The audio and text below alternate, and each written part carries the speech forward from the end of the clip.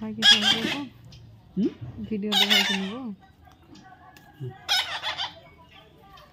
এই খালি চিন্তা করতেছে গাছ উঠবে আর পাতা কিভাবে কাটবে। দেখো গাছে উঠতে পারে, এটা ফেলে দিচ্ছে অনেক, অল্প করে দিতে হবে, সব ফেলে দিবি। রসুন পেঁয়াজের কেজি কত জানিস? তুই এমনি ফেলে দিচ্ছিস। হ্যাঁ, পেঁয়াজের প্রধানমন্ত্রী মামলা দিয়ে দিবে। দিবে না, ও দিবে না, পালাচ্ছে। আমি এখানে দেখি যে আপনার ঘরে ছাদ ছিল না, রসুনের কাবার সাইড দিচ্ছি, ঘর না বুঝতেছি না ঈদ করলো না কি করলো। আমাদের নাই, এক বিপদে পড়ে গেলাম। পরে এখন সারের এই পকেটে যখন পাখি, আমি জানি পকেটের মধ্যে ঘুমায়, পকেটের মধ্যে হাত আছে, এখন তো পকেটের মধ্যে রসুন খাইয়ে খায়, কিছু রসুন পকেটের মধ্যে নিয়ে গেছে, খায় মানে ঘুমায় আর খায় মনে হয়।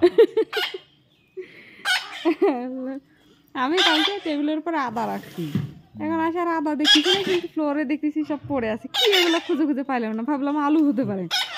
এখন আজকে সকালে যখন আদা খুঁজতেছি দেখি আদা নাই, তখন বুঝলাম যে এরা খাইছিল এটা আদাই ছিল।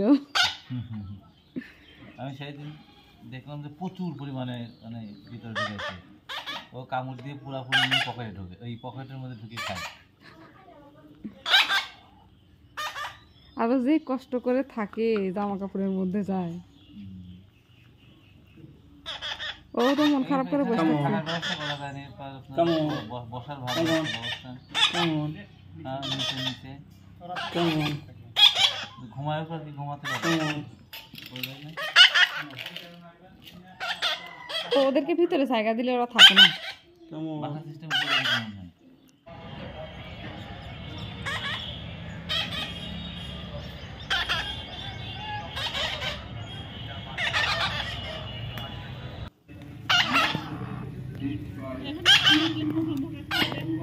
जी जी जी